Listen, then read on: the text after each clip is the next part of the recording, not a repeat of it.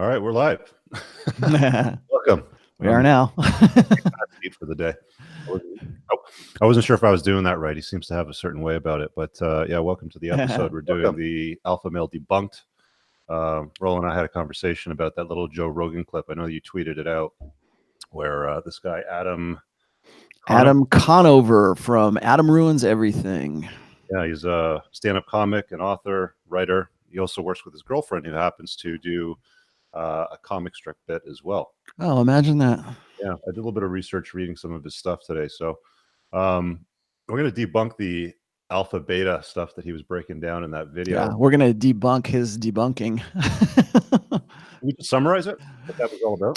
I put the if anybody wants to watch the video that we're referring to here, it is a real brief clip with I think maybe it's all of like 8 minutes long, but it's a clip of Joe Rogan and this guy Adam Conover. And anybody who knows who Adam is, he's one of these guys. I can see why he's a comedian. I think a lot of his videos came out on that college funny channel, like Funny or Die, or and then like maybe College Humor, I think, was another one. And so he's actually done some pretty funny stuff. I'm not going to say the dude's not funny, but I think he's dead wrong on everything that he's talked about here when it comes to alpha males and his definition of what constitutes an alpha male. So if you watch that video, it's in the description here. I don't want to play it because I don't want to have any copyright infringements or anything like that with YouTube, and I want to stay monetized as much as I can. So I thought this would be a good jumping off point because for Red Pill 101, we usually just do like I don't want to call it remedial, but we do like reviews, right, of some basic principles of red pill understanding and red pill praxeology, red pill awareness, whatever you want to call it. I started this channel. People know this. I started this channel because I want to be able to answer questions for people who are new to the red pill or who are new to reading my book. And so I'm constantly answering these questions over and over again. What's hypergamy? What's the soulmate myth? What's one-itis? What's, and of course, the first thing anybody ever asks me about is, well, what is an alpha? What makes a person an alpha? And I've written a lot of stuff about alpha male and why it's so confusing, first of all, and then second of all, why it's important to understand it as a term rather than like this designation. And I think we want to get into that today.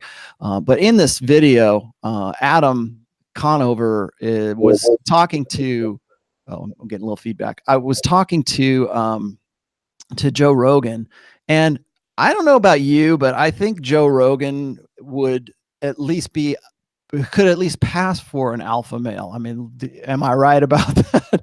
when you see the dude, when they were doing the interview, like you put him in his place. He nailed his ass to the wall about that. But here's the buildup though, because Adam had this video that was him saying, Adam ruins everything, so he's going to ruin the myth of the alpha male. And this is actually a pretty old video. I don't think I remember watching this back in like 2015, and people were throwing it in my DMs and saying, "Oh, did you see this?" And I kind of blew it off at the time because it was the typical misunderstanding or deliberate misunderstanding of what exactly constitutes alpha and what isn't, right?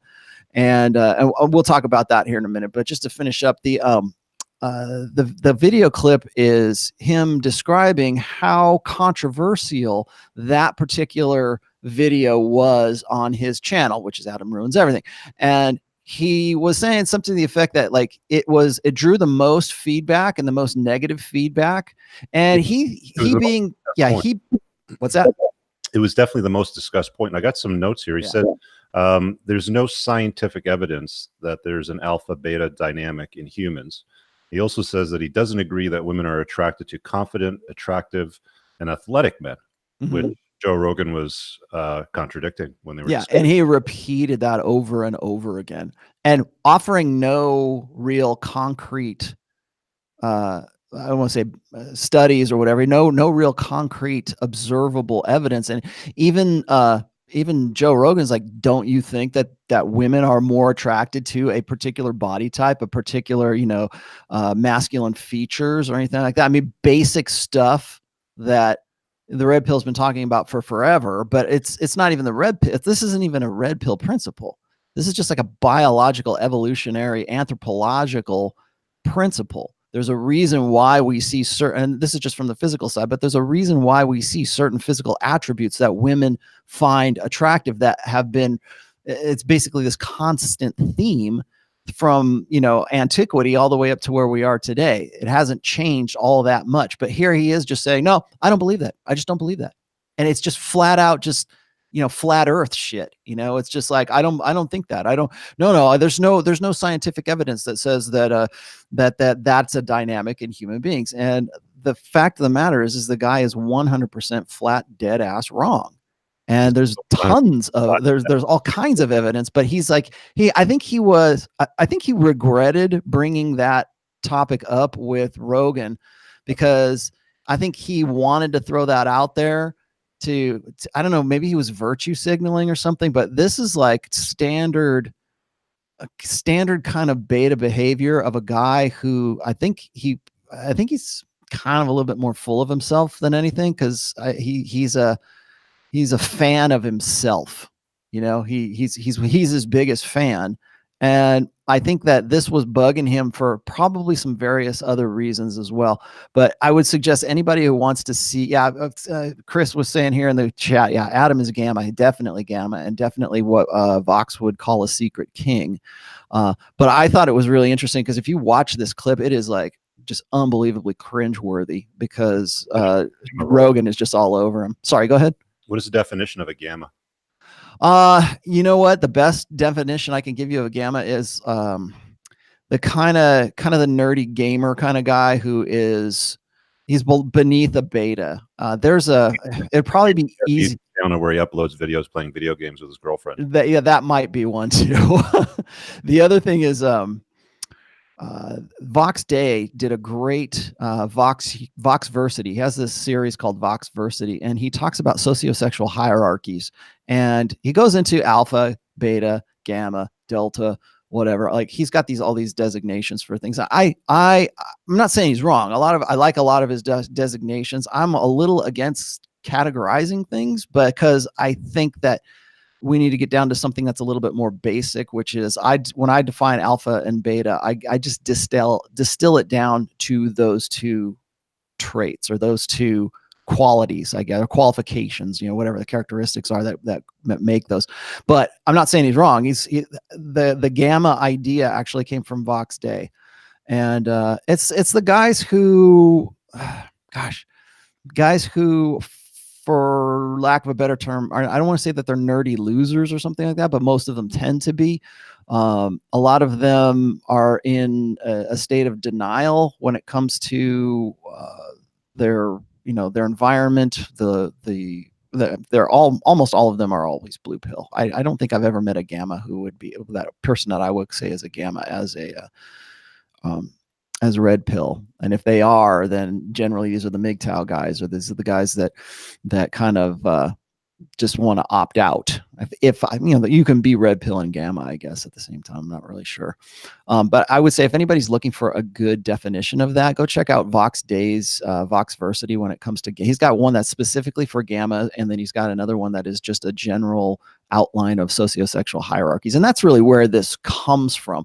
I'm glad you brought that up, because the sociosexual hierarchy that Vox talks about is way closer to the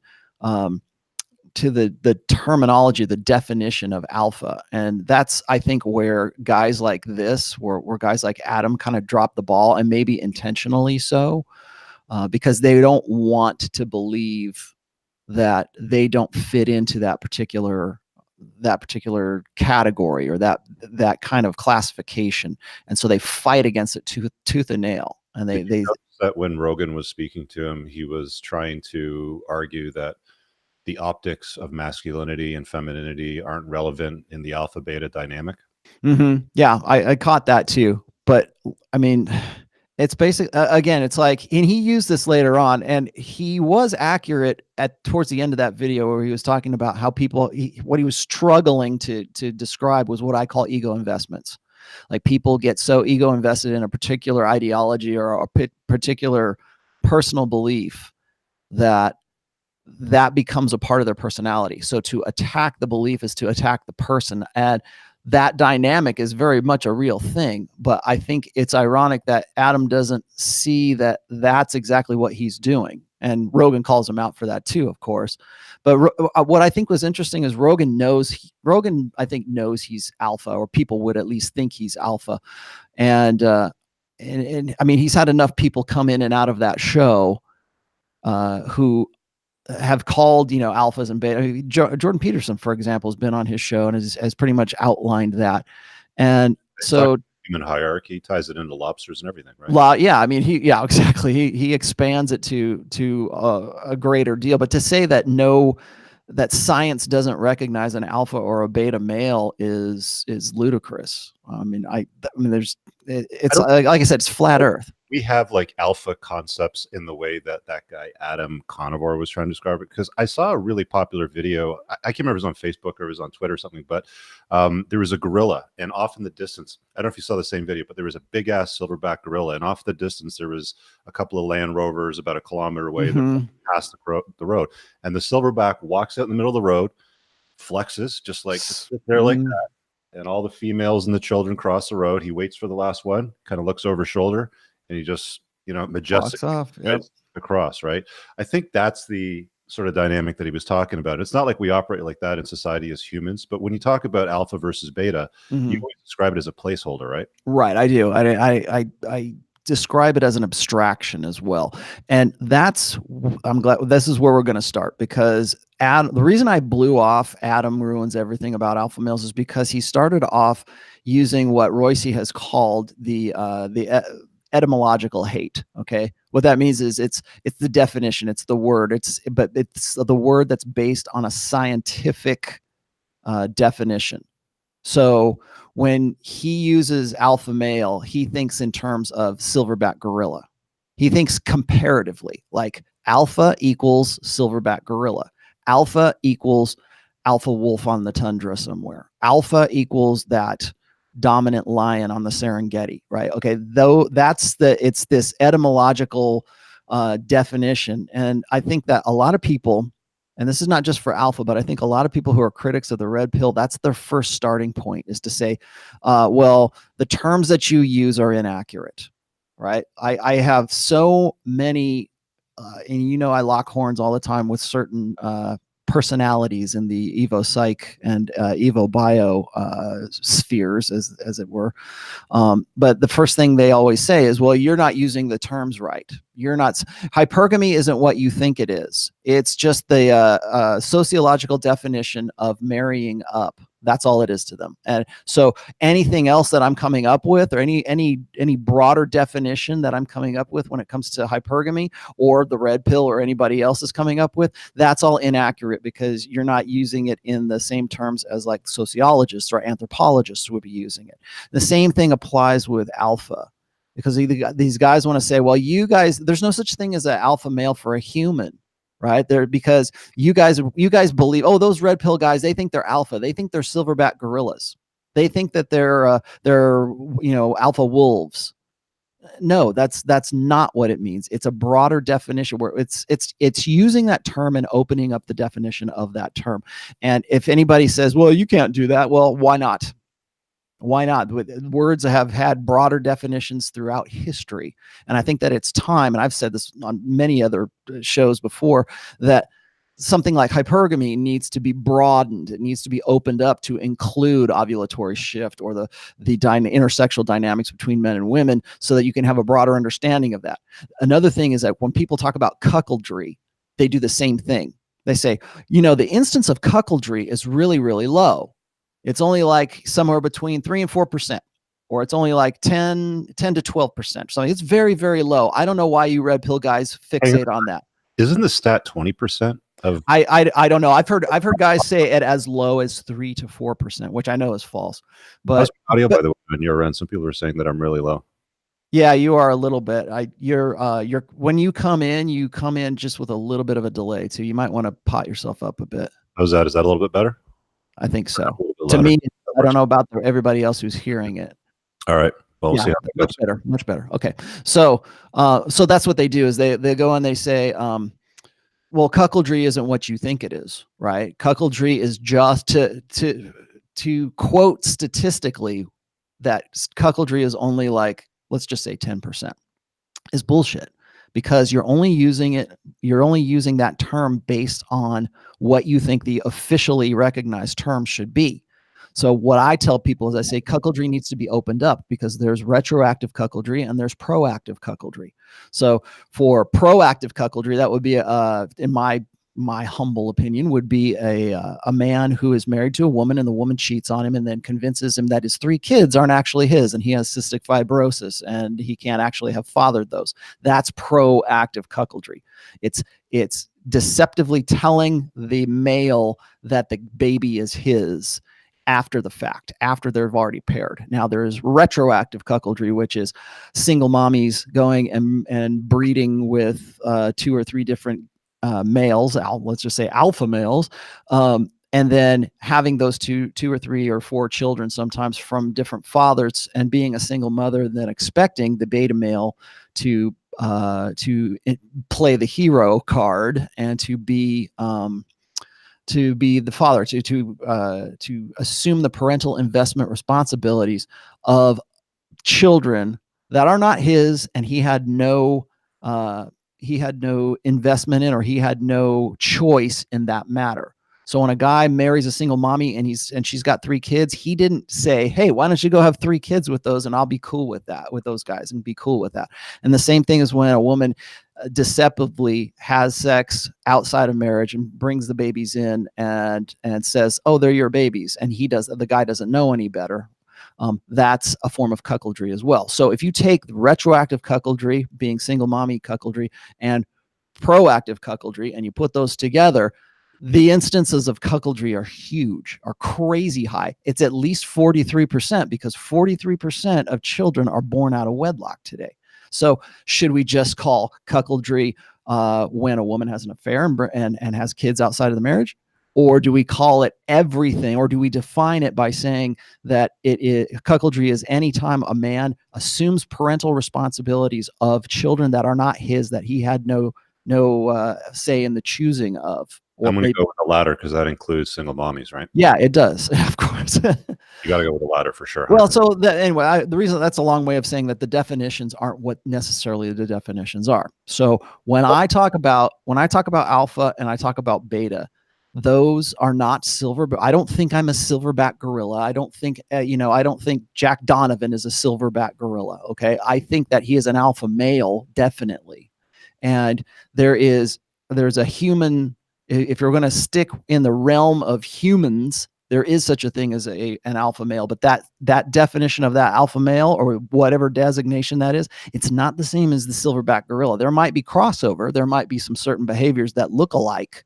We are primates. So I honestly, I think we need to make sure and get away from these old school, it's semantics is what it is. It's like, what are we going to define this term as and what it should be? Now, when I define alpha, I think of it as a concept, and I've said this, written about this quite a bit. Alpha is it's a mindset, and it's not a demographic. And alpha is a concept. It is an abstract. The word alpha, or the term alpha for men, is an abstraction. It's a placeholder term for a concept. Same thing with beta too. It is a placeholder term for a qualifications, list of attributes, behaviors that place a man at the top of the dominance hierarchy, but also place that man as a more desirable or a higher. I don't want to compare SMV to alpha, because there are 2 different things there, but I think that there again, there's crossover in that. So a man who is alpha has a higher SMV than a guy who is, like, say, not so alpha, but could still be good looking. And we can talk about that a little bit if you want to as well. But my terminology, and I really think that most of the red pill would agree with me, is that alpha is a an abstraction for a concept. It's a placeholder term. You know it when you see it, right? And so, okay. Yeah, man, I just want to switch gears over to the closing argument that he made at the end of his Adam Ruins Everything, alpha versus beta video. And he was talking about how, well, it's funny because the girl that he was acting with in that video was basically calling him, beta Adam. Mm-hmm. But he was suggesting that agreeableness, kindness, and generosity are the strongest indicators of long, happy relationships. And on the top left of the screen, when that part was running, it made reference to the person that did the study and the date of the study. I looked it up. I linked it to you as well. Mm-hmm. I didn't read the whole thing from top to bottom because about halfway through, it just kind of droned on about nonsensical stuff. But what was your assessment of that? All right. Well, my first assessment is, and I've seen this before, is it's nonsense. It's absolute nonsense, simply because we can see the behaviors and we can, people want to throw those things out there. All married. They're all happily married because of the agreeableness, kindness, and generosity of the partner. Right. And I'm not saying, okay, here's making in that study. I posted you a study, and actually I went and posted this over on the Joe Rogan clip as well. I can show you multiple studies that say agreeableness is associated with a negative sexual partners. Definitely. And it's not some Psychology Today kind of hairball clickbait feel good blog. That is hard data. This is research data. And I'll put that in I'll put it in right now that knows that if they've agreed with everything a woman said and done, they don't get laid. Yeah. I got a quick super chat here. It says alpha is a mindset. It has nothing to do with your physique. Yes and no. There's definitely aspects of your physique that women associate with alpha and that men associate with alpha. In fact, that was kind of interesting to hear Joe Rogan talk about that. Like he was dumbfounded when Adam had said that. He said, "You don't believe there's actually there's an alpha male, or there's a type of man who is more dominant, who is more physically appealing." Like I always use this. It's like there's only sexy fireman calendars. There's no like dad bod calendars. and even if they did, which one do you think sells more, the dad bod ones or the ones with the sexy fireman? But I mean, like, you look at the dynamic, like you got Joe Rogan, a 51-year-old silverback gorilla that's like done all the work in his life, can kick the shit out of pretty much anybody with the exception of a handful of people. And you got this pudgy 30-something-year-old, like mid-30-year-old guy at the other end of the table going, no, there's no scientific evidence that suggests that there's alphas, in the human race. And what I find ironic is because when you listen to him and you listen to that attitude, it is exactly the attitude that he claims like the people who are against that video were invested in. Like he's ego invested in the idea that there is no such thing as alphas. And I think that there was so much argument though, doesn't it? So say that again. It sounds a lot like a white knight type of argument. Oh yeah, it's typical Secret King Gamma attitude. And what that is, like I've dealt with this for a very, very long time, even way back when I was at SoSuave. People always want to define alpha as whatever it is that best identifies them. So when I get in this argument with tradcons all the time, it's like an alpha male is a leader of men, is the leader in society. He's the mayor of the town. He's the youth pastor at the church. He's the upstanding man of business and the leader of men. And anything else, anything that falls short of that means you're like an alpha cat, or you're like a pickup artist, or something, whatever. But that's one definition, and that's one easy way to point that out, is to see people who define themselves as they want. Alpha is whatever best aligns with what they've done in life. So what happens, and when I tell them this, is I say, you know what, alpha males filled jail cells today. I mean, there's drug dealers who are alpha males. There are gang leaders right now who are alpha males. So how does that gel with your idea that it's only upstanding, good, virtuous men that are alpha males? And I also say, that women are more attracted to the dark triad characters or personality traits. And there's lots and lots of studies done on that. And to a flame, like it's like it's overwhelmingly agreed upon by pretty much everybody. Or like hybristophilia, for example, you know, women who get off on, or who seek out convicted killers in prison, like knowing that they are mass murderers or school shooters or whatever. You know, like Nicholas Cruz has a teenage fan club, like within a week of him going into jail. Anders Breivik, the guy who was the killer in Norway, has, you know, probably, I don't know, but at least a dozen different marriage proposals from women in the outside world. And it's only women that are doing this. So let's, you know, there's no like male fan clubs for chicks in prison. So there is definitely something going on there. There's definitely an attraction to that danger, and we can talk about why that is and why women are drawn to violence. But I think that that's one aspect of alphaness, I guess, is a capacity for violence. It's a capacity for protection when it comes to a woman, but it's also a capacity for violence. It's like men will respect a guy who is 6'2" and, you know, ripped and looks like they could twist their head off, just like Rogan looked like with Adam. How do you actually define an alpha? Like, how would you define what an alpha is? Is it their behavior? Is it a look? Is it their thinking pattern? Is it their belief system? Or is it a combination of all of those? I would say all of the above, but like I've said before, alpha is a mindset and is not a demographic. And the reason I say it's not a demographic is because of exactly what I was just saying there before, is that people want to force fit themselves into whatever their definition of alpha is. And they get really upset when, or they make up qualifications for women who don't respond to what they think that they should be responding to. So if I am this upstanding guy who follows the old social contract, and I'm sitting around wondering why women aren't just drawn to me like flies because I'm alpha, it must be not my fault. It must be those low quality women's fault. And that's why I say there's always that the quality woman myth is a myth. Right?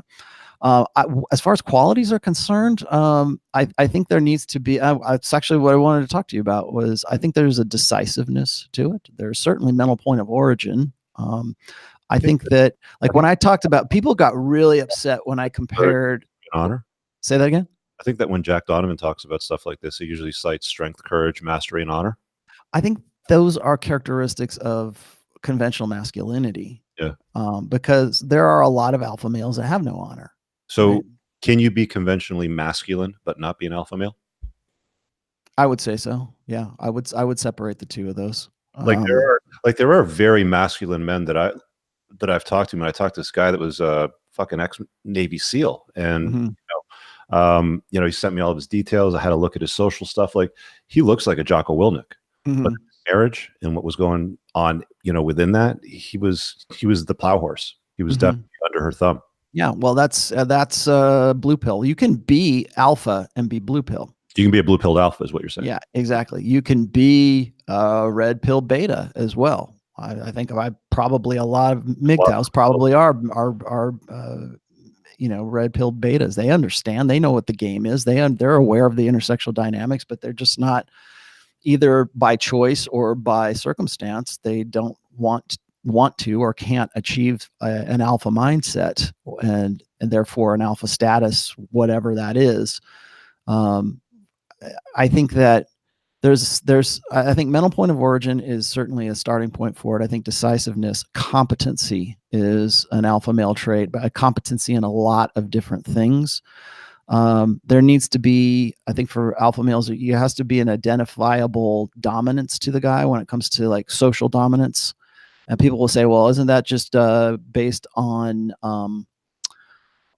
context, on like the social yes, I mean, there are contextual alphas as well, but there are generalities, I think, that I mean, obviously I think there's a physique part of it as well, but then I've also known guys who are very alpha dudes who are very skinny or very short, and you know, they're kind of like that Joe Pesci kind of alpha, you know. The dude's like, yeah, I'll chew a hole right through you, you know, that kind of guy. Use in the cinemas or the movies, that would be a shorter, kind of smaller, in statue alpha. But Joe Pesci's a good example, especially in movies like Casino. Or yeah, and I mean his characters. I don't know Joe Pesci from Adam, but I got a quick super chat here. Thanks for VJ Raga. It says, Rolo, you see any difference between alpha males and anti-heroes? The lonely rebel that does not belong to a group and follows its own rules. Okay, what you're describing right there is what Vox Day would call a sigma male. And that's like a guy who's very alpha, who would, for all intents and purposes, have a lot of the characteristics that we're kind of laying out right now, but is not. He's like a leader without a tribe, right? He's a guy who is the maverick. He's like the James Dean archetype, where he's women would see him as an alpha, other guys would see him as an alpha, but he is not a social. He's like an outcast alpha. It would be a better word. Look up Vox Day has a really good description of that in his Sociosexual Hierarchies, and that's the sigma male. Again, I don't know if I 100% buy into it to the degree that Vox is putting it out there, but yeah, are there alpha males that are like loners and rebels and riding their motorcycle? Sure, of course there are. You're looking at all these things too. Comments there, right? I know. So I just to I mean, we can lay out a few more here. I think decisiveness, competitiveness is another one. It's a will to compete and a will to win. I think there's also kind of a what my fencing instructor used to say, killer instinct is a desire not only to just survive but to dominate as well. You think like eye of the tiger kind of thing. Alpha, you have to compete in some kind of combat sports. Like you do fencing. There's guys that do MMA, BJJ. No, but I don't think it necessarily has to be a sport. But I do think that most alphas are competitive. They're competitors. They are very competitive. Definitely, there's no doubt about it. Winning makes you feel good. Like they like the rush. And I think that when a lot of times people want to say, well, that's just the asshole. That's the jock that used to give me wedgies in high school, right? That's the guy who's, gets all the girls. And here I am, dick in hand on a Saturday night. Like that's, people don't like, I would say probably people like Adam don't like the term alpha male because it reminds them of an archetype that used to, they think, take advantage of them. And I think one of the reasons for that is because we live in a social order right now where we're teaching boys not to be competitive, and so anybody who is kind of competitive gets that designation. They most guys today they can't make a distinction between a guy like shit testing another guy or like ribbing another guy or just seeing if he is testing that guy. And bullying or hazing, those kinds of things. Jack Donovan talked about that in his books. He was like, when you are part of that tribe, when we're talking about conventional masculinity in this case, you're going to be tested. And if you're not being tested, then it's not authentic masculinity. If you can't, people think that they have to prove masculinity to whatever. It's like, yeah, you do. It's part of the gig. You have to know that. I mean, remember, we descended from hunter-gatherer tribes, right? So if you were part of the hunter-gatherer side of that whole thing, you had to be somebody that you had to be a team member. You had to be somebody that could rely on if things went sideways, right? And I think that that's probably where we developed the idea, or we developed the habit of testing other men. And giving, we give each other shit. That's what we do. We slap each other around. Maybe we even get in a fight, but then we get up and we shake hands and we go have a beer kind of thing.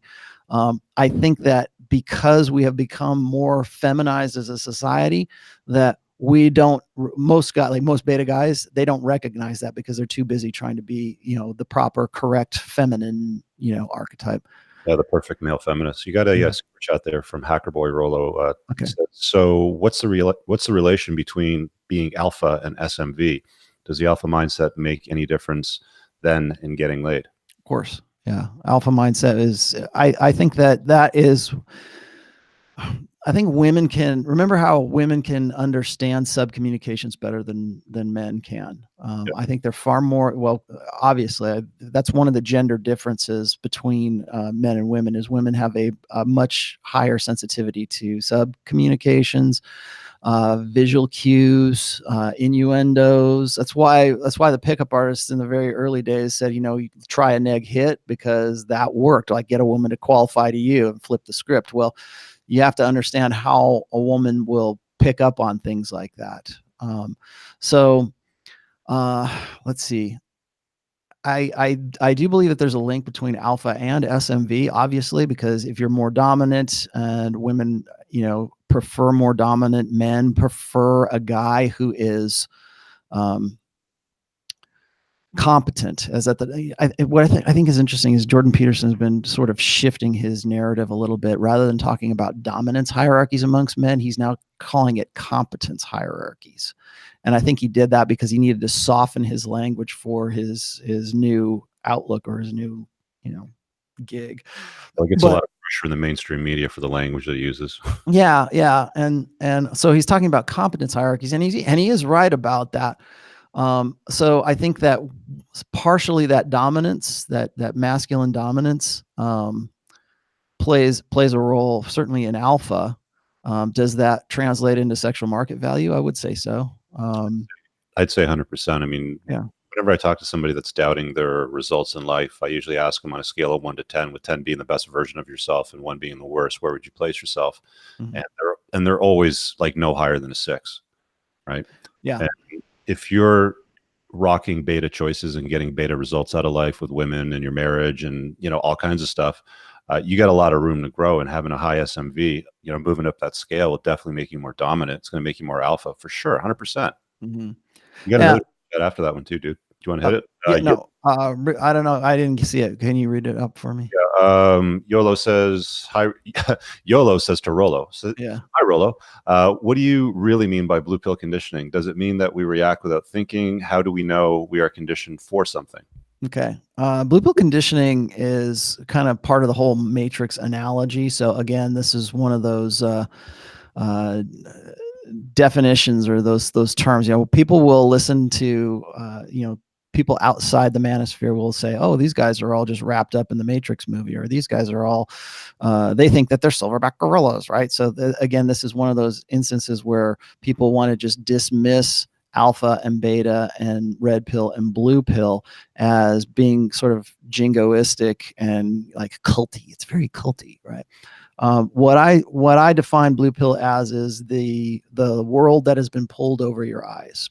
That is, we teach our boys and we condition our boys to be useful and serviceable, and crush out any natural inclination towards being alpha.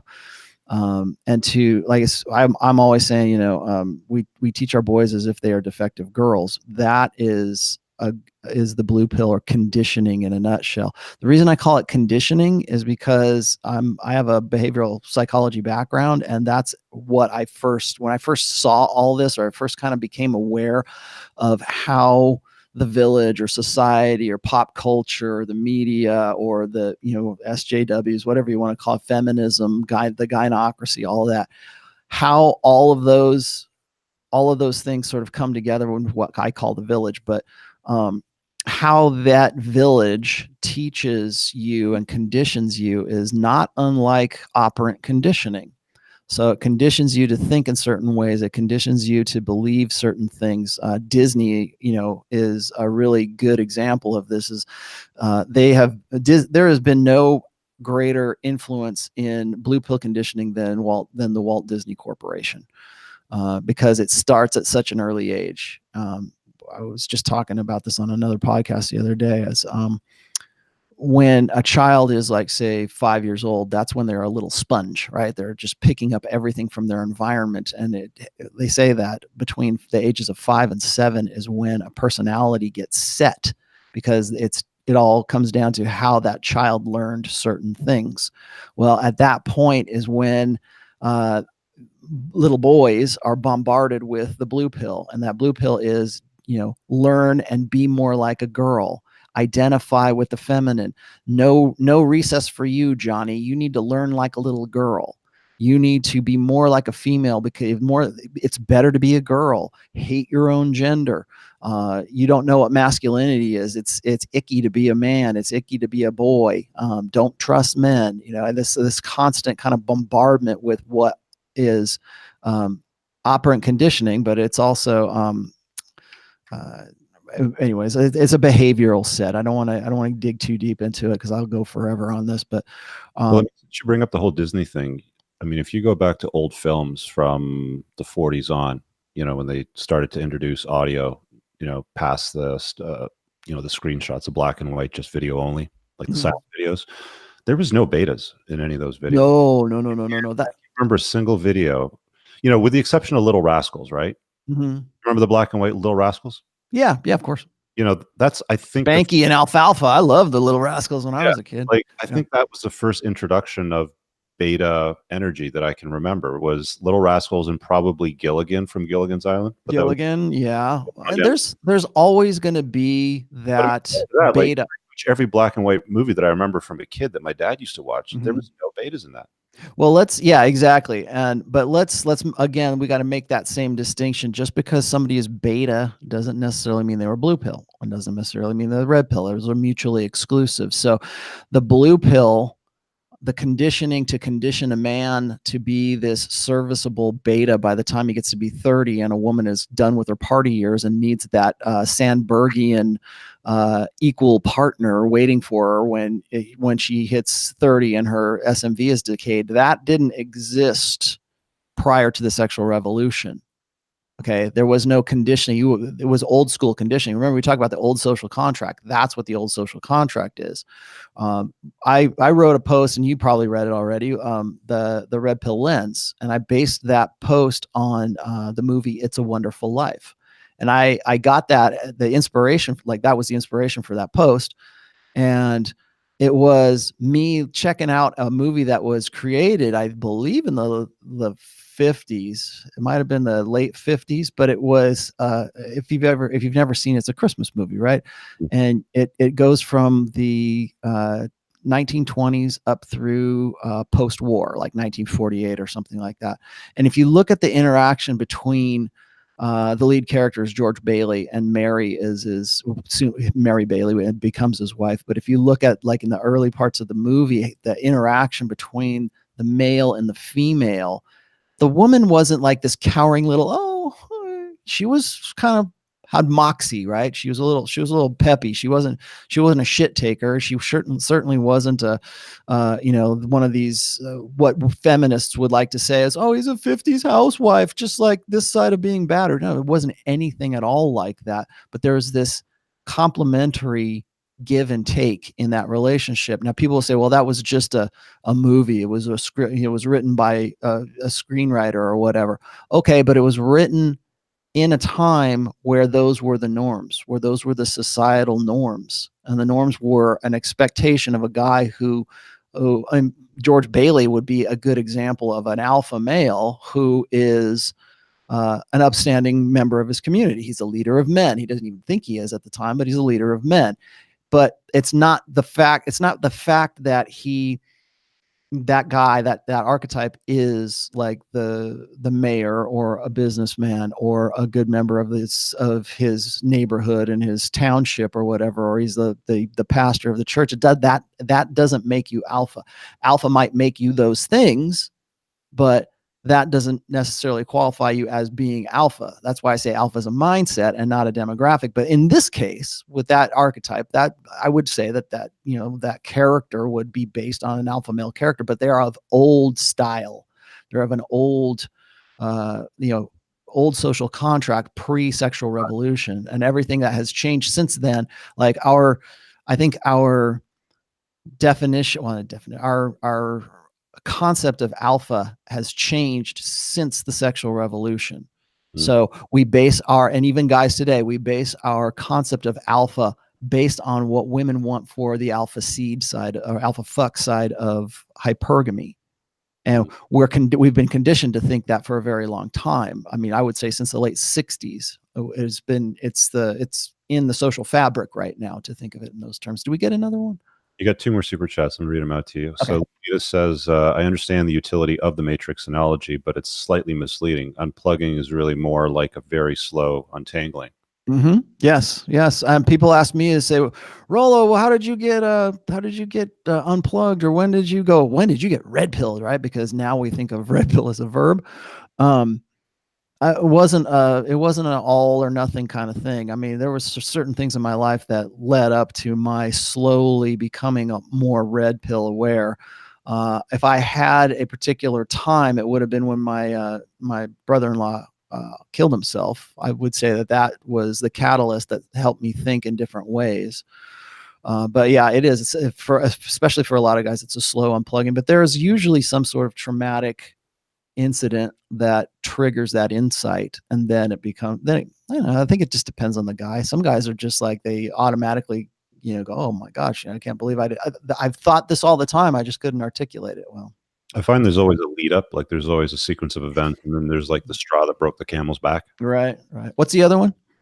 Davy says, is alpha contextual, meaning an alpha in World of Warcraft would be beta around MMA alpha fighters, for example? Yes, absolutely. I talk about this in a couple of recent posts. I've got one that describes the difference between a localized sexual marketplace and a globalized sexual marketplace.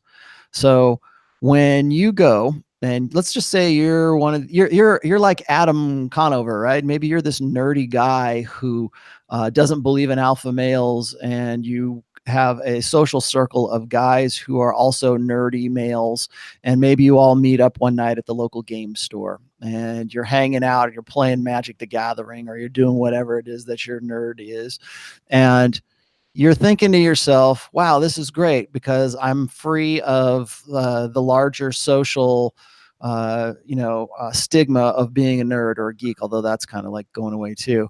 But what I think happens is these guys think that they're exempt from a larger social, like sociosexual marketplace. But the truth of the matter is that even when you are in your subculture, the game doesn't change. It's just contextualized differently. So yes, a guy who might be the alpha male at the game store, or the alpha male at World of Warcraft, or the alpha male of, the guy who seems to have dominance over his social situation, is that guy alpha? Yes, definitely. And I would say that but remember, it's contextual. And I have a post, if anybody hasn't read it yet, I have a post called The Contextual Alpha. And what I used as an example in that was, there was a teacher, actually, this is, I think there's probably 2 or 3 different stories, but there's a male teacher who ended up hooking up with his student, who, when they were flirting with each other, I think she was 16 or 17, and then he married her when she turned 18. Now, they didn't have sex or anything. They didn't, there wasn't a sexual thing. It was just this flirtation and this infatuation with each other. And then once she was an adult, then the guy took it to the next level, right? Well, she was infatuated with this guy, but then she found out later on that once they got together, she wanted to get a divorce from him because he was removed from that context, which was, he was a teacher. And if you go and if you have what I call command presence, and that might be a teacher, that might be an instructor, it might be a director of a film, a photographer. When you want to know why Goldman's photo game is so successful, is because he adopts the role of the director. And women love to be directed, particularly when it's paired up with something like self-aggrandizement or ego appeasement of, say, doing video or doing a photography, a photo shoot, and saying, okay, baby, do this, do that, do this. And then she's happy to do it because it's feeding her ego and it's feeding her need for attention, but it's also the guy who's directing that, the actions. He's directing that actions. And so when that's one of the reasons why girls fall in love with their male teachers, because of that command presence dynamic in the class. Sorry, go ahead. Teachers, bosses, instructors. Yeah. Yeah, that kind of stuff. And so you want to know why women who are in the workforce tend to divorce their unemployed husbands or their house husbands or the guy that makes less money than them, is because they're in a social situation every day when they're at work and they're dealing with men who are directing them, and they have to listen to those men. It's Kevin Sales. Yeah, Kevin in sales, but it's also Kevin, the CFO or the COO of the company, who's telling her, "You got to go do this now, and if you have to perform for me."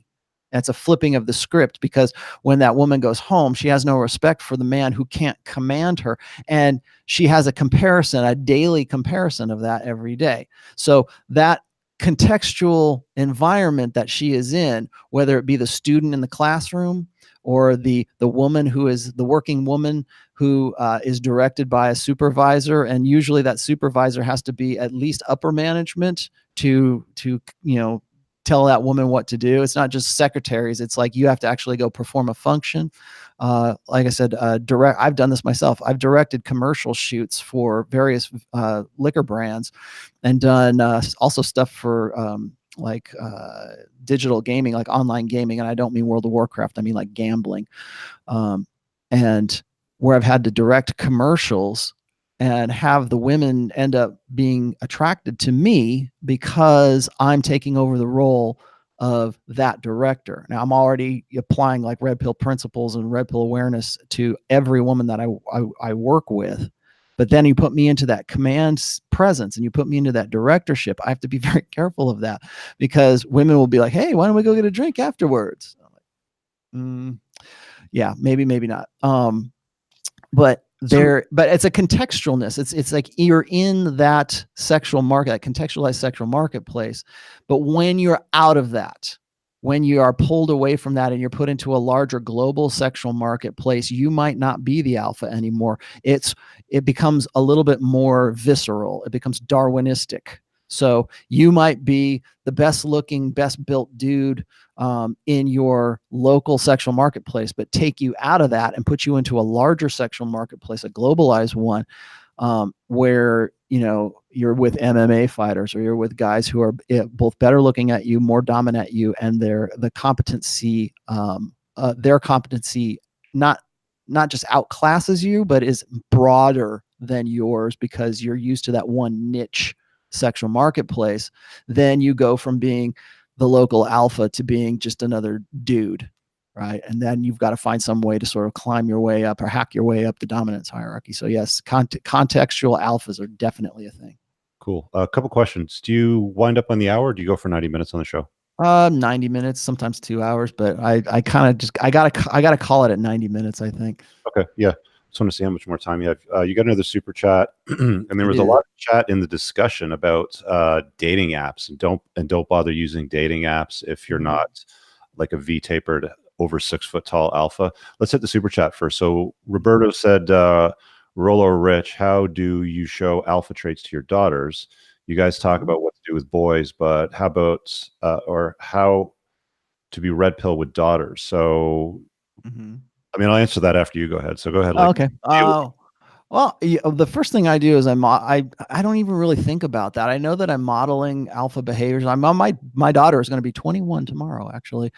And I think I've done a pretty damn good job raising her. I know what she sort of naturally goes for when it comes to guys, and I'm proud to say it's not unlike my own personality traits. I'm glad she even uses the term alpha and beta. I mean, obviously she's the daughter of Rollo Tomasi, so she even uses those terms with guys, and she's learning, I think, the difference between a guy who's like clingy and sort of infatuated with her beauty, and then the guy who is sort of unavailable. I won't say emotionally unavailable, but like he's alpha enough, and he's not say indifferent, but he is more self-concerned than he is her concerned, and that keeps her going. And she's been with guys. She's been with guys who are like both of these, and she leans, of course, towards the more alpha dudes. And I think that what I've done over the last 21 years. The best advice I can say is model that behavior yourself with your wife, or if you're divorced, the women that you're with. model that behavior with other men where you're, when you're dealing with other guys. Remember, women are, well, all children, and boys or girls, they learn by watching. It's social learning theory, like it's behavior mimicking. They're watching what you're doing. They're not listening so much. Yeah, they're not going to listen. Yeah, especially when you start try to pontificate on things and tell them certain things. And you think very, very rare is the instance where my daughter is in a state where she's going to listen to her old man, like, tell her some words of wisdom and actually absorb it and take it. But she has watched me deal with other men, deal with men and women in my family, deal with my wife ever since day one. I mean, even to this day, my daughter understands the rarity of her upbringing, because I would say probably 90% of her friends come from divorced homes. Or else they come from homes where the father and the mother are not affectionate, or are not, the dynamic is like completely different. And this is just true. I'm glad this actually came up, because this is going to be a topic of my discussion at the 21 convention coming up. Is mentorship, is being that model, not just for your kids, but also for other kids that might be their friends. And this might be the only model that they have of a positively masculine, conventionally masculine guy.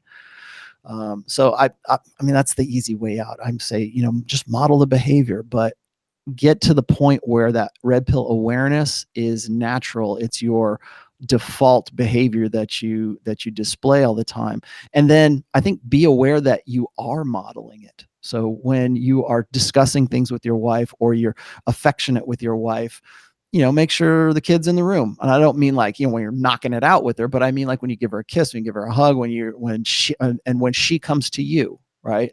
Like, it's not just you hanging on her or anything like that. It's when she comes to you, and you're the female in the house, whether that's your girlfriend or that's your wife, for a daughter, the female in the house's behavior is almost as important as the male's, because she's modeling the role for her to respond to what your alpha masculine behaviors are eliciting from her, so she knows the way to respond. And that, I think that's at least as important as modeling it yourself. And just, I don't know, just being aware of it is the best I can throw out there. Add to that, I mean, I totally agree with everything that you've mentioned there. And I've only been red pilled the last couple of years, but I've always, I mean, even when my daughter was 3 years old, I'd still do things like like body weight workouts with her, and like pick her up and fling her around and do body, like military presses and stuff like that, just to demonstrate the strength component. But in the last few years, like, I've brought her into things like, well, when I swap out the summer tires for the winter tires on my car, right? Like, this is what a man should know how to do. This is a masculine virtue, right? When it comes to showing her how to climb a tree, I'll show her how to climb the tree first, right? And then she'll kind of like, come up, the same sort of way afterwards. So you lead, there's also a dominance hierarchy whenever something's happening. Like, if there's somebody more important than she is, then she sits in the back seat of the car, right? She doesn't get to sit in the front seat, sort of thing. So, it's funny, as Hunter Drew was telling a story not too long ago about how his son and his son's friend had come home from like little league practice, and it was like after 5 or 6 or whatever, and they were hungry, and Hunter said something to the effect of like, well, the kitchen's closed, sorry, you guys missed the chow line or something like that. And his daughter, who's I think 7, stepped up and said, I'll go make you some food. And so she goes up and makes some, go and like was excited to do it, goes and makes some PB&Js and gives it to him. Like, that's a natural thing. People like women will hear that and go, oh, that's horrible, you're teaching her subservience. No, she wanted to do that. She wanted to mold or model that behavior. And it's not, I mean, she's doing something and it's not like the kids go, hey, thanks, bitch, go grab me a beer. They don't do that. They are appreciative of it as well. Right. And when there's a bang in the night, guess who gets up to go check it out? Right. Exactly. Yeah. That's funny. Cause like, I've always done that too. It's like, there are certain jobs around the house that are always my jobs. I fix the cars. I do the lawn. I am the lawn master. I do everything outside of the house. I pick up the dog poop. I take care of the trash. I do the dirty, nasty, ugly jobs. Right. I go do the roofing if I have to. I go and do the stuff that, daddy gets dirty. Right. And then mommy does laundry and mommy does dishes, and it's this division of traditional division of labor, right? But just showing those things off. I like what you said about like kind of like roughhousing with her a little bit, or showing her that it's okay to I've used this with women before. It was like you play with her and you play with her, and the same thing applies to your daughter as well. Definitely. Before there was a lot of chat about guys saying, if you're not an alpha, don't bother using a dating app. Basically, don't bother engaging, with women. I know that you've mentioned that dating apps are more of a buffer, but generally speaking, it seems like a lot of guys are like, don't even bother if you don't signal the masculine alpha traits. Right. What's your view on that? Well, I agree with that. I agree that Tinder, particularly, and Bumble, are bad investments unless you are within the top like 10 to 8 percentile. And I'm not saying to 20, I'm talking the 10 to 8 percentile. You have to be that good looking, and you have to be able to back that up. The way that Tinder and Bumble and other basically sex apps, which is what they are, they're based on an algorithm as well. Carl from Black Label Logic has written about this, is that it's kind of like a tournament matching system. So if enough people think that you're an 8, they put you in with other 8s, right? So you're not like outclassing everybody, and you're not getting the sexual market value that you believe that you are deserving of. So if women rate you as being like super attractive, you're going to get those matching. It's like social matching theory in an algorithm, and which I think is interesting, because for most of gynocentric society, we want to think that, it's on what's on the inside that counts. Well, it's not. And if anybody tells you that, they're lying to you. And you can just simply point to the stats in like Dataclysm, or these graphs of how women rate at least 80% of men as unattractive, not just average. Stupid. It was unattractive. Yeah, it's like undateable. Like they won't even touch them. Yeah, they want to have anything to do with them. I just to cap that off.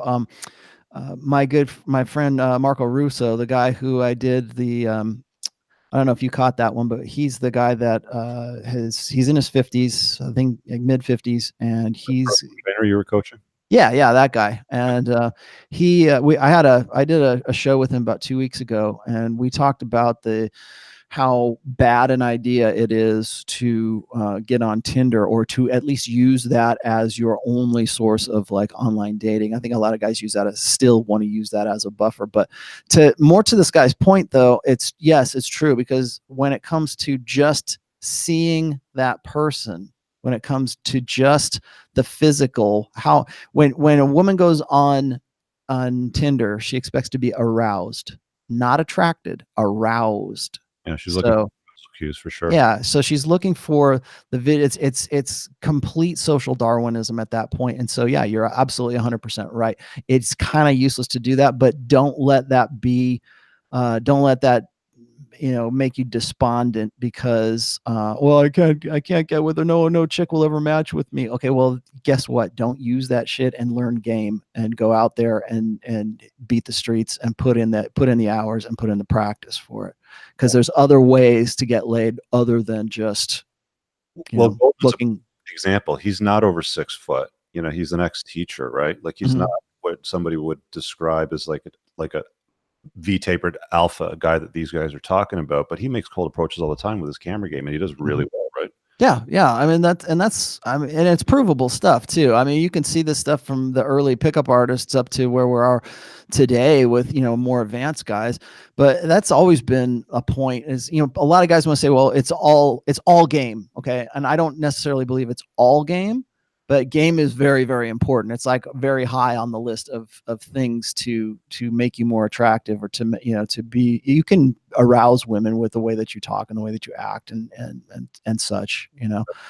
So you want to hit on that free will speech? I don't know if I'll give it to me. We got a lot of chat today. Thank you for all that. Oh, by the way, hit the like button, please. And if you haven't subscribed, please subscribe. In fact, I am hitting the like button right now. Yeah, hit that. Bang it like a feminist will bang purple hair dye. Yeah. There's 797 of you guys watching, and there's only 207. Yeah. So please go hit that. And if you haven't subscribed, now's the time to subscribe and get the notices. I do this Red Pill 101 every Sunday at 4:30, even if it's Easter. And that's why Pat's not with me today, guys. And I'm happy to have my good friend Rich Cooper here to help me out with this. Pat's doing his Easter thing today, so we gave him the day off. Cool. So Free Will Speech Super Chat says, why ex-girlfriend stays in touch, specifically who lost you the virginity? The English is a little off, but I think he's saying, why would your ex-girlfriend stay in touch? Specifically because you took her virginity? Is that what you think he's implying? He mentions virginity. I don't know if that has any. All right. Well,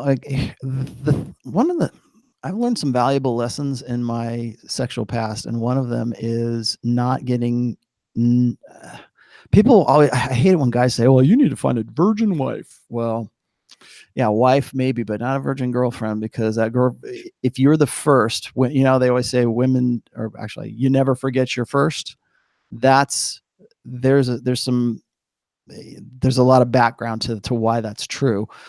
Because when women have sex for the first time and they're willingly doing it, I'm not saying they're getting raped or whatever. I'm just saying when women have sex for the first time, they tend to fixate on whoever that first guy was that took her virginity. And usually it's the guy that usually that you end up being an alpha, or she becomes an alpha widow if you break up with her, because you were the first guy that she felt enough desire to give herself over to. And so why is she calling you? Probably because she thinks of you as an alpha widow. You're the alpha that she's widowed from. And this is very common for virgins. And what that means is you have set the benchmark for the guys who she will have sex with in the future.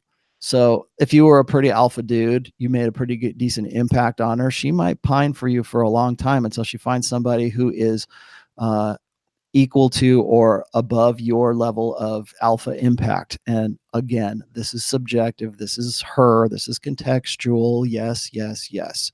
But that's the case. Yeah. There was somebody up here who was talking about, where the hell was it? People are getting off of my hair. My hair is getting longer. It's right here. Going down back now, huh? Yeah, it's going down my back, man. I know. It's great. Wait till you see it when I you gonna put on a ponytail and go right out, or what? I'm gonna do the AJ Cortez thing. No, I'm not. What else do we got to cover? We got another 20 minutes. All right. Well, I did want to ramble a little bit more about the Adam ruins everything. I want to stress that guys like this, there's usually something else going on in the background. There's usually some reason why they want to disqualify things. What he's doing is sexual disqualification. It's intrasexual combat is what it is. And I think he thinks he's being clever about this, but he's really not, because Joe Rogan called him out on it immediately. But what he does is he tries to say there's no such thing as an alpha male. Women are attracted to all kinds of guys, and tries to overgeneralize everything. Offers no backup, offers nothing to the contrary, except for this one, I guess, apparently this one, blog post from somebody he probably knows. But what it is it's intrasexual combat. It's saying it's disqualifying those alpha males. I think rather than trying to convince men that there's no such thing as an alpha male, I think he's trying to do is convince women that there's no such thing as an alpha male, and that they should be more attracted to guys like him, like, nerdy kind of fat pudgy guys, right? It's exactly what white knights do, and girls are like, oh, I really love that actor, artist, whoever, that guy chasing excellence in his life. And he's like, well, he's just an asshole, or he's like, you got to leave him, or he's just got some bad personality traits. I don't really think he's a nice guy. I think, who was it that did it earlier today? It was Tate. He did a picture of his girlfriend talking to some guy in England, right? And, he was the white knighting. Oh, that guy's you should leave him immediately and go and run away right now, sort of thing, right? Come with me. Yeah. I'll save you from that evil, that evil dark triad son of a bitch. They try to disqualify these people by shaming them because they don't meet the idealistic attraction cues that's keeping that person locked down, right? Yeah. Pretty much. I got a quick one here. It says, get jacked, improve your game. That's all you can do, or move to a better country, or go back to your homeland in Turkey. Well, I mean that I'm not gonna tell guys not to get jacked, but understand that there comes a mindset with that as well. Like we're talking about the Joe Pesci version of being an alpha male, right? That's all in the mindset. When you look at the guys at RSD and you see some of these dudes, like back in the early days when they were worth a shit, you see, you can people say, oh, they bought their models, or they whatever, okay, if that's what you want to believe. I have seen guys, I've been out in the field enough, doing what I do for a living, to see, to look at guys and just be dumbfounded by like, how the hell is she with him? Right. Guys hit me up with that question all the time. Like, how is it that a guy who's like fat and just you wouldn't think of him as alpha. How is that guy with a chick as hot as that? Right. Well, there's always some kind of deficit compensation going on there. So if the guy is not as good looking, he probably has really excellent game, or maybe he's got a lot of money. Right. Well, there's always something that, and this is not alpha or beta. This is just the attraction part of things. It's like, what is that woman's, how necessitous is that woman? Do you know? I mean, maybe the guy's got a lot of money and she's a sandwich artist at Subway, Yeah. Who knows? I was just going to say, there was this guy that I used to, travel the circles with about 15 years ago. I think it was about 30 or so, maybe late 20s. We used to go out downtown all the time, bottle service, sitting down. There's this one guy that would always come out with us, kind of like a friend of a friend. And he was one of these chiseled, natural, good-looking, studly, masculine alpha dudes, but he was dumb as a bag of hammers. Like, he was retarded. He could barely carry on a conversation, but he still did well with women. Mm-hmm. But a lot of the times, he also struggled too. It almost, now that I think about it, your friend menstruation sort of talk and mm-hmm. blog posts, now that I look back on it, I think it was probably tied into the peak of the ovulation cycle, and it was like right dude to the right place, the right time. Yep. And she goes ape shit. Yep. Yeah. That's true. Boy, I'm for that guy, like a week later. Mm-hmm. Yeah. Well, and that's also part of the arousal side of alpha. Like, remember, women are looking more for the alpha male at different parts of their menstruation, right? So in the proliferative phase, into the pre-ovulatory phase of menstruation, women are looking for the more chiseled jaw. They're looking for the V taper. They're looking for the guy with the nice, big guns and a nice butt and a six-pack abs, right? That's what she's looking for, the sexy fireman in the fireman calendar. And that is what Mystery used to call reproductive benefits. And then there's the beta male side. There's the provision. I don't want to say beta male. The provisioning side of it. There's the nesting side. There's the, oh my God, I'm pregnant. What am I going to do? I hope he's going to stick around side of it. There is I need to find security with my girls or my girlfriends, or I need to find more feminine friendly faces. And so if that's a beta orbiter, then, oh, come to me, my beta orbiters. I need a shoulder to cry on. I've been stressing this for the last couple of episodes, but there's a theory right now that says that PMS is a way of women scattering the beta orbiters before she goes back into her proliferative phase, and to just sort of push all the orbiters that she drew in to the periphery so that she can go after the beta. And even female primates will do the same thing. It's like they grant sexual access to the beta males because the beta males provide resources. They give them, they pick their nits, right? Or they bring them a banana, or they watch the little gorillas, right? And so they have some sort of utility. And the trade-off is that when the female ape is not in estrus, then she'll allow the guy to, she'll give him starfish sex is basically what she'll do for the male apes.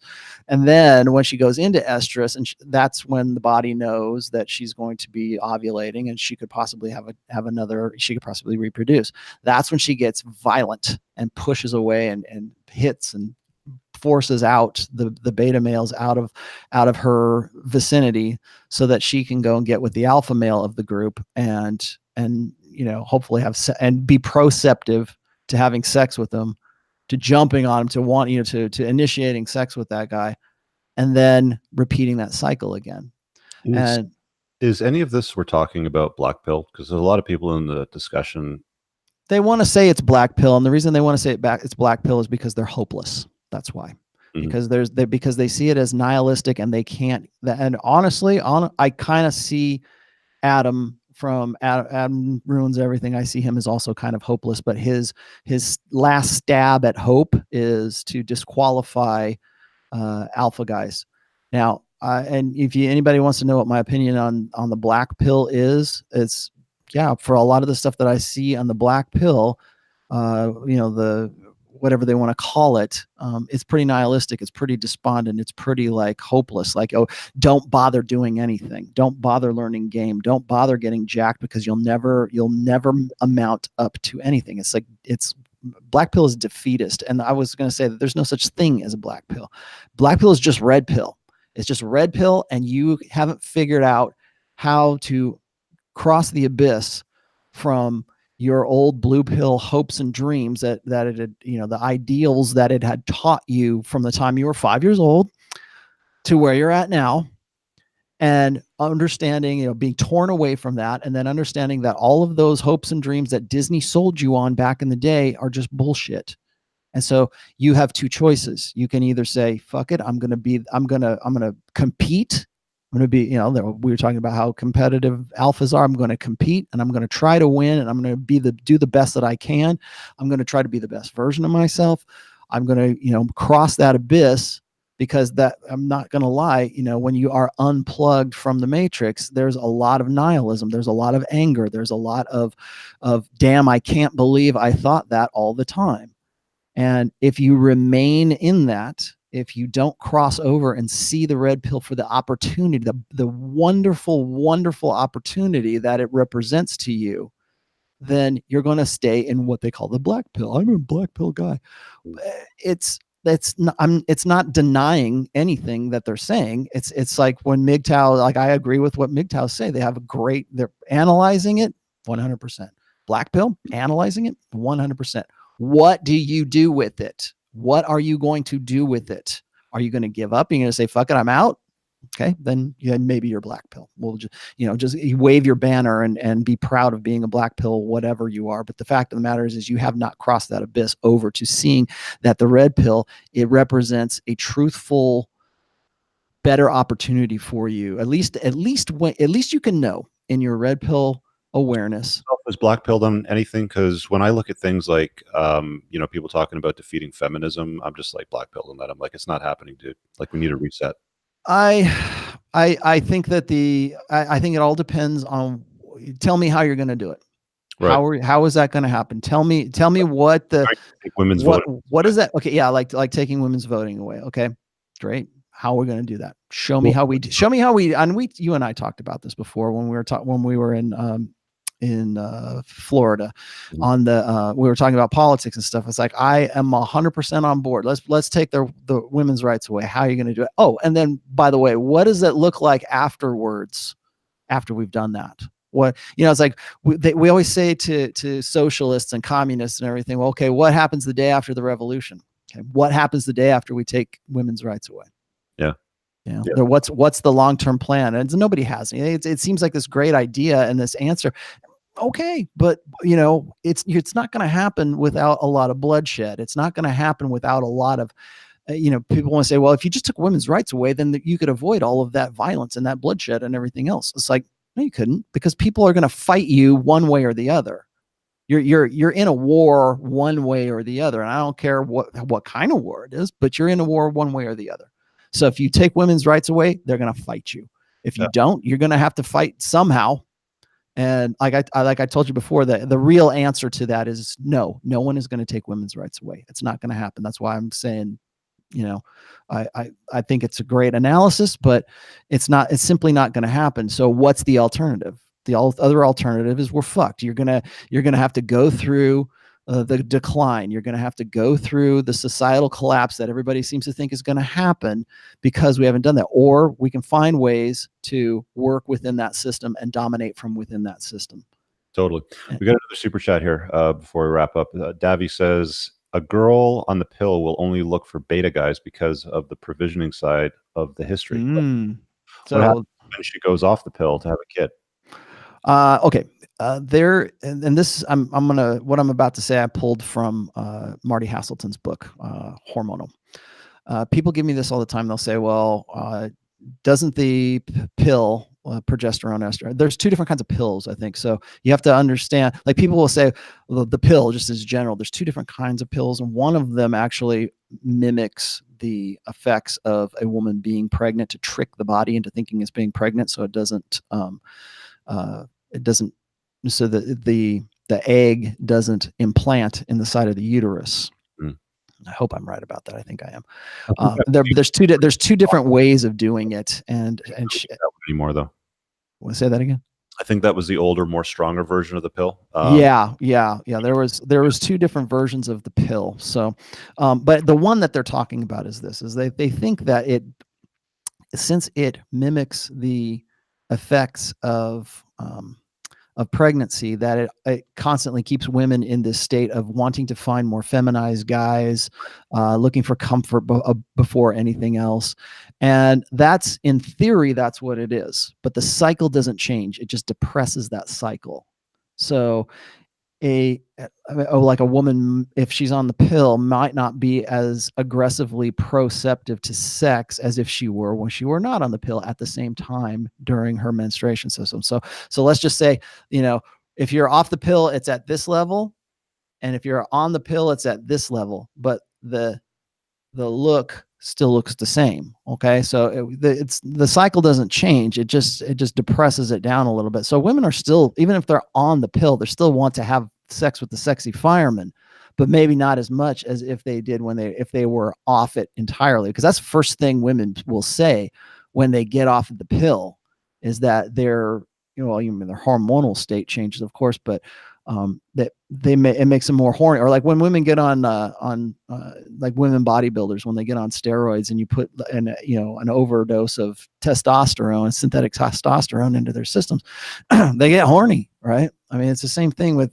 this. If you're taking women off of a drug that mimics pregnancy, and then you put them back on that normal cycle, anything comparable is going to seem more intense. Well, what it does is it suppresses the testosterone levels in them. So when they come off it, they come back up, and that's when they're going to look, and they go, and I would say they're probably even more serious about it. And that's just how it works. I think about how long women are on birth control, like for your entire life. A lot of them are. From the time they're teenagers to maybe even menopause, they're on just so that they don't get pregnant. They can still have sex. And it makes me wonder sometimes. I do definitely think that there's something to that.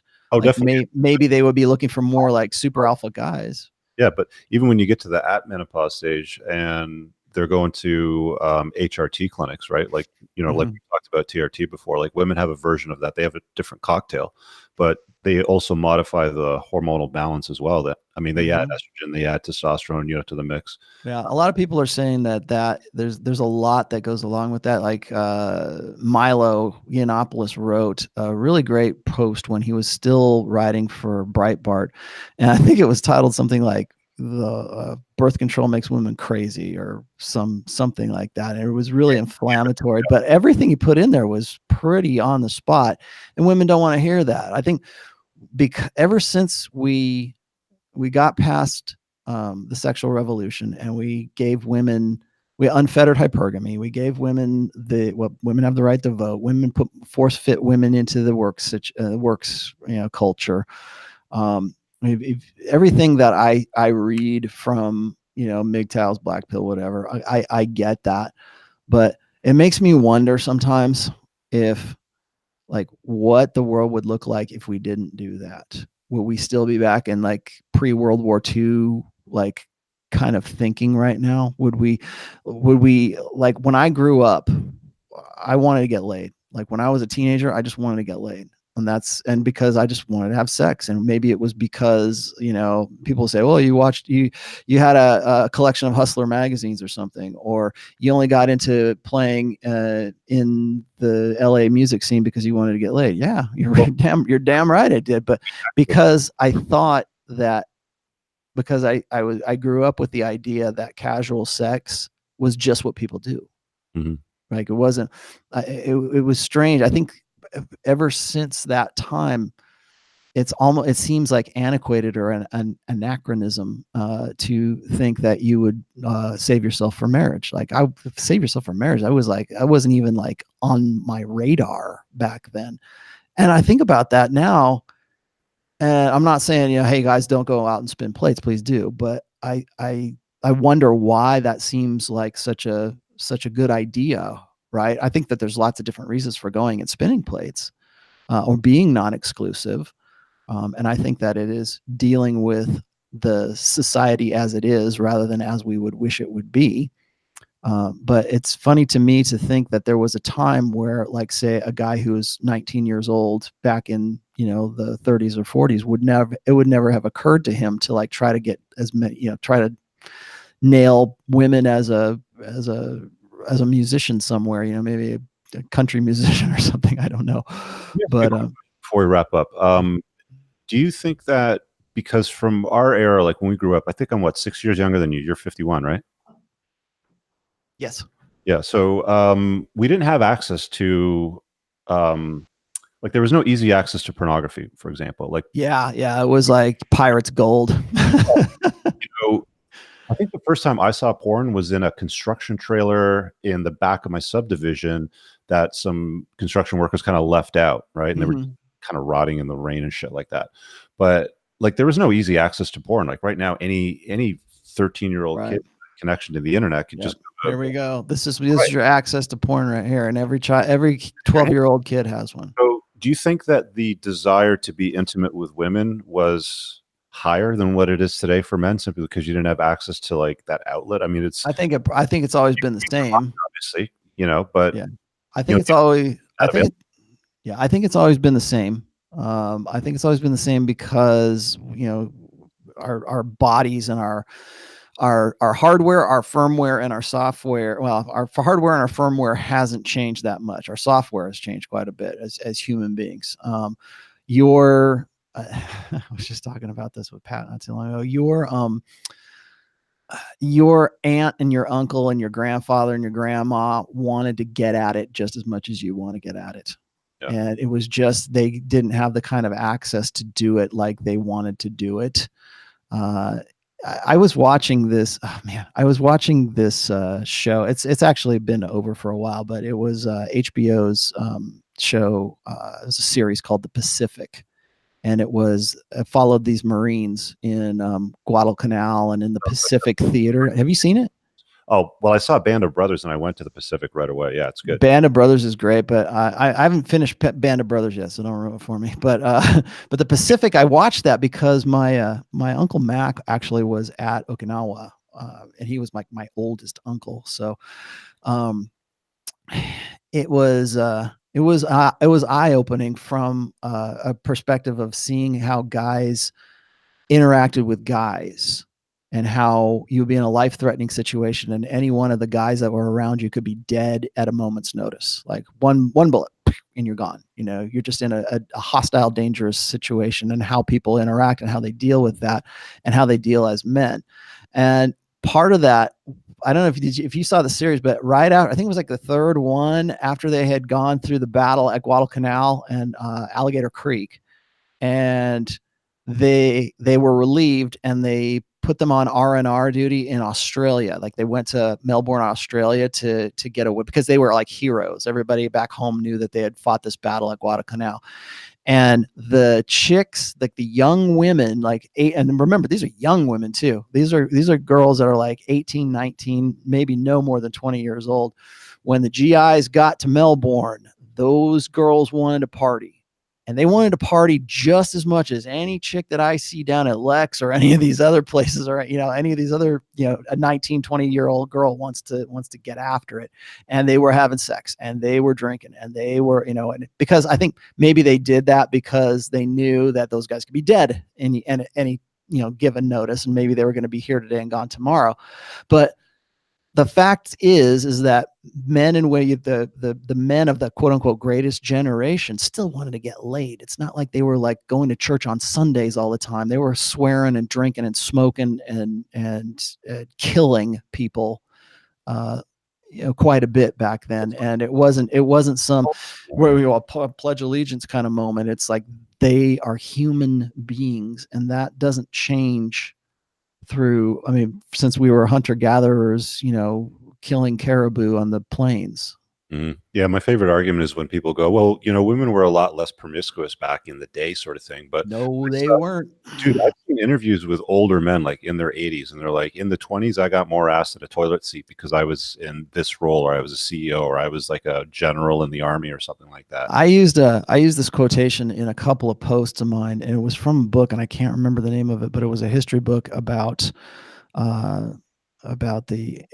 really the social situation of men and women during wartime.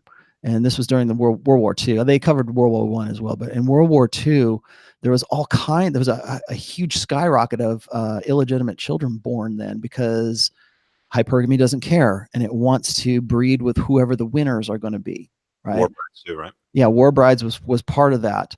And then of course when they found out a woman had been sleeping with the Nazi occupiers in France, they would shave that woman's head and they would throw eggs at her and ostracize her. If a French man was collaborating with the Nazis, they would just simply kill that French man. That was the punishment for collaborating with the enemy. That's one thing, but there was this huge skyrocket in illegitimate births and sort of back alley, whatever passed for the abortion at the time, and not just in occupied France, but also in Britain and also in the United States, because women were being practical. They didn't think that the guys that they were sending letters to in whatever, Pacific or the European theater were going to come home. So they were having sex with whoever was back there at home and hoping, for the best, outcome of that. In some cases, it was an abortion. And in some cases, it was an illegitimate, child. Sometimes it was, just these good time girls, but it was also older women as well. And it goes to the demographics and the stats of that. So anybody who seems to think that like things were different in these romanticized older times, human beings were human beings. They wanted to have sex. They wanted to reproduce. They wanted to, in some cases, they want to have just to have sex, and sometimes they just wanted to have families. Hypergamy is, if nothing else, it is practical and pragmatic. Yeah, and it tries to hedge its bets to see how best to survive in an unsure and chaotic world. Well, coming up on the 90-minute mark, do you want to wrap up? Yeah, I do. I got to do a little bit of bookkeeping here first. The 21 convention for Poland is now on sale, or it will be on sale this week. You're going to want to check my blog for that, and please use my affiliate link. It will be Poland, and it will be July 18th through the 21st. And then, of course, the Patriarch's edition of the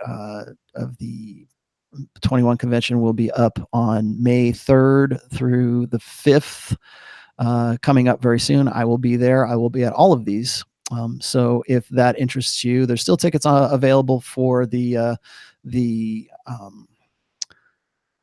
well, no, for the Patriarchs convention right now. I don't know what's going on with Poland right now, but they just went on sale, so I can't imagine they're sold out. And then we don't have dates for the big one yet, for the main one in October, but that's coming up as well. If you enjoy this show, please leave a please leave a comment, but also subscribe, hit the like button. I do have a Patreon channel, our Patreon, and you can find that data in the links in all my descriptions. Still working on book 4. I kicked off. I don't know if you saw this or not. I did a interview of a Orthodox rabbi on Red Pill and Religion. Yeah, that was. I actually learned some things from that, particularly when it comes to ovulatory shift and menstruation. It was clever. Anyway, so go ahead and check out that my Red Pill and Religion show. This show is, of course, every Sunday at 4:30. I am also on every Friday morning with Pat Campbell on his terrestrial radio show that is AM 1170 in Tulsa, Oklahoma. That is at 9:05 a.m. Eastern Time every Friday morning. And if you want the link, just look for it on the side of my sidebar on my blog. And of course, the Red Man Group is every Saturday. I'm sorry we got off to a late start because I had one hell of a week starting on Thursday, and I ended up blowing up one of my sleds. So that's why that started a little late. What's that? Like you blew a motor? I caught the motor on fire on Thursday. Shit. And I was pretty scary. I told the story, then I'll tell it real quick. I had it running very, very rich, and I was doing backcountry riding, and I kind of wanted to charge it up a little bit because I knew I'd be doing a little bit of technical riding. And then once I was done with the backcountry, I took it out to this place called Blue Lakes, and Blue Lakes is like a lot of flat country. And so I was opening it up to like 80 miles an hour. And then I looked down and there's flames shooting out of where the pull start is. And I'll show you, I'll send you pictures. I melted the shell on my. Is it a 2-stroke or a 4-stroke? It's a 2-stroke. It's a 2-stroke. Yeah, probably puts out a little bit of fuel in the exhaust. Oh yeah. And so I ended up, long story short, I ended up burning up the anything that was plastic or nylon in the engine compartment was on fire. And there was a real tense moment where I thought maybe I should run because I had a full tank of gas that was really if you know anything about snowmobiles, there's a lot. It's a lot of engine compressed into one little area. And I was like, I had to make a decision as to whether I should just throw snow on it and try to put it out, or if I should just run like hell and hope it doesn't explode too bad. And so I ended up, I felt bad because I don't want to save my sled. So I dumped enough snow on it and put it out. And then I ended up towing it out that day, but it was a lot of work. It went from being like one of the best fun days I've had to being like the worst nightmare day I've ever had. So you're one of the guys now that can say that my toy caught on fire. It did catch on fire, and it's probably going to cost me another good $1,500 to repair. So pain in the ass. Cool. Well, thanks for. All right, guys. Yeah, this has been fun. Hope you guys learned something. Go check out that Joe Rogan thing and let me know what you think in the comments. And then, keep the conversation going in the comments here, because this is one that I'm going to be real. I will watch every comment for this one, and I will definitely want to know what people think about that. So, all right, guys, thanks a lot. I appreciate it. Thank you, Rich, for joining me today. See you guys next week.